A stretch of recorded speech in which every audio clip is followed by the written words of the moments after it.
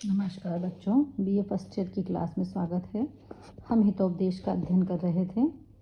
यद् भावी न तद् भावी, भावी चेत न तदन्यथा इति चिंता विषघ्नो अयम अगधः किम न पीयते।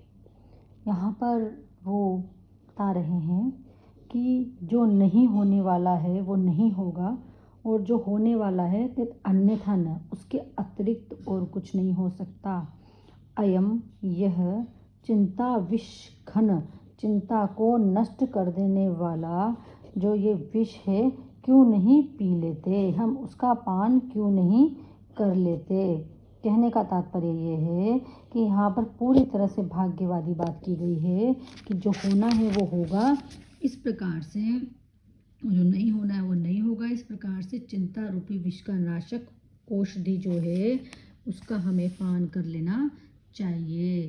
तो मानव को कभी भी चिंता नहीं करनी चाहिए, क्योंकि चिंता बुद्धि शरीर धन सबको नष्ट करने वाली होती है। इससे कुछ भी साध्य नहीं है, अतः इसे न अपनाएं। जो अच्छा है या बुरा है वो तो होकर ही रहेगा, इसे कोई रोक नहीं सकता, हम चाहे कितना भी प्रयास कर लें।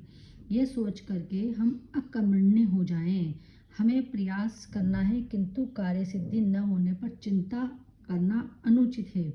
यही जीवन का मूल मंत्र है। यद भावम तद भविष्यति रूपी विष का विनाशक होता है। आगे ये क्या कहते हैं, देखो, एतत् कार्यक्ष्मणानाम केषांचित् आलस्य वचनम, कि ये जो बातें हैं, इस प्रकार की बात जो ऊपर के श्लोक में कही गई है कि जो होना है वो तो होगा ही, और हमें ये सोच करके चिंता रूपी चिंता को छोड़ देना चाहिए। तो एतत् कार्यक्ष्मणाम केनाचिद, ये किसी आलस्य व्यक्ति के जो कि कार्य में अक्षम है उसके वचन है। यानी कहने का तात्पर्य है कि कोई जो व्यक्ति कार्य नहीं करना चाहता, जो कि किसी भी प्रकार के कार्य में लगना नहीं चाहता, आलसी व्यक्ति है, उसके ये वचन है। ऐसी बातें सिर्फ आलसी व्यक्ति ही कर सकता है। यथा हि एकेन चक्रेण न रथस्य गतिर्भवेते तथा पुरुष कारण बिना देवम न सिद्ध्यते। देखो आगे फिर ये क्या कहते हैं कि माना कि ये बात ठीक है कि भाग्य में जो लिखा है वो होकर रहता है, किंतु फिर भी ये क्या कहते हैं कि यथा ही एकेन, जिस प्रकार की एक चक्र से, एक पहिए से, न रथस्य गति भवेत, रथ की कोई गति नहीं हो सकती, तथा पुरुष कारण बिना, उसी प्रकार से पुरुषार्थ के बिना, देवम न सिद्ध्यते, भाग्य सिद्ध नहीं हो सकता। कहने का तात्पर्य यह है कि व्यक्ति को अगर अपना भाग्य बनाना है तो फिर ऐसी परिस्थिति में भाग्य और कर्म दोनों जो हैं रथ के दो पहियों के समान हैं। केवल एक ही पहिए से आपका काम नहीं हो सकता। भाग्य जरूरी है, किंतु कर्म भी जरूरी है। अगर आप कर्म नहीं करेंगे तो आप उस स्थान को, उस भाग्य को प्राप्त नहीं कर सकते। इस प्रकार की रथ के एक पहिए से रथ नहीं चल सकता। यहाँ से भाग्य और कर्म में समन्वय स्थापित करने का प्रयास किया जा रहा है, क्योंकि भाग्यवादी भाग्य को ही मानता है और कर्मवादी कर्म को ही मानते हैं, जबकि यह स्थिति ठीक नहीं है। यह तो सत्य के आधे आधे भाग को देखने के समान है, अर्थात ये पूरा सत्य नहीं है। यानी कि कहने का तात्पर्य ये है कि कवि कहता है कि भाग्य भी कर्म के बिना अधूरा है। ठीक वैसे ही जैसे कोई गाड़ी एक पहिए बिना अधूरी होती है, वह गतिमान नहीं हो सकती, अतः पुरुषार्थ का सहकार स्वीकार करना आवश्यक है। कहने का तात्पर्य यह है कि केवल भाग्य के सहारे बैठे रहने से भी कुछ नहीं होता, और केवल कर्म ही कर्म करते रहने से भी कुछ नहीं होता।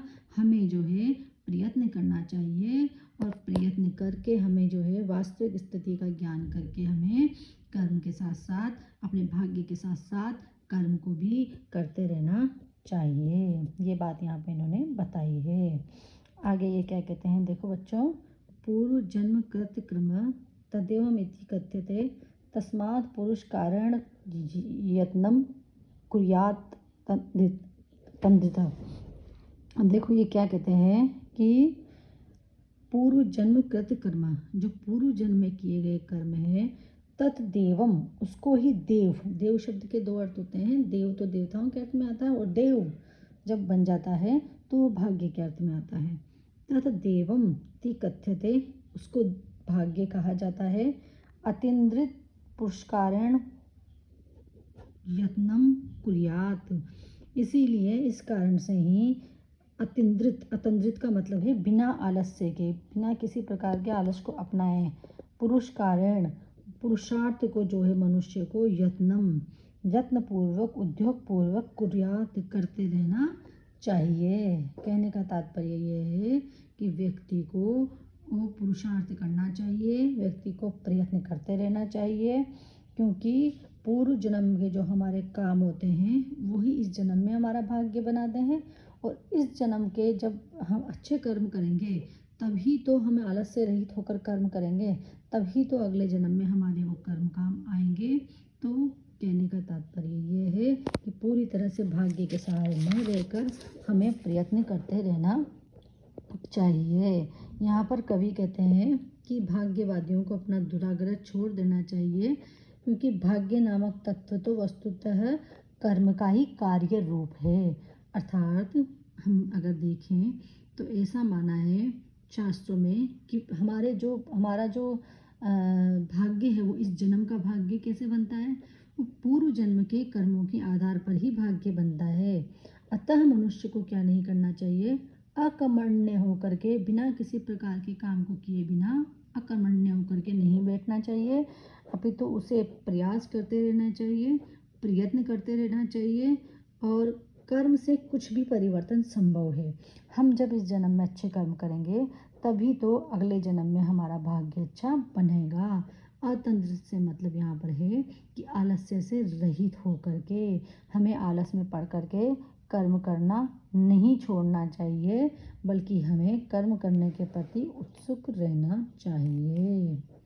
न देवमपि संचिते तेज उद्योगम आत्मनः न अनुद्योगेन तेलानी तिलेभ्यो न तुम अर्हति।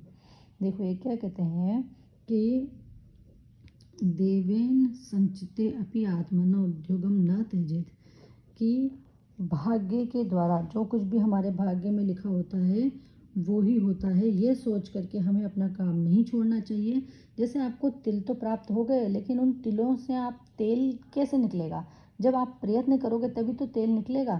तो कर्म तो आपको करना ही पड़ेगा, उद्योग परिश्रम तो आपको करना ही पड़ेगा। कि देवम संचित्य अपि आत्मना उद्योगम न त्यजेत, कि देवम भाग्य के बारे में, संचित्ते सोच सोच करके, आत्मनः उद्योगम हमें अपने उद्योग को, अपने परिश्रम को, न त्यजेत नहीं छोड़ना चाहिए, नहीं त्यागना चाहिए, क्योंकि अनुद्योगेन बिना किसी प्रयत्न के जो है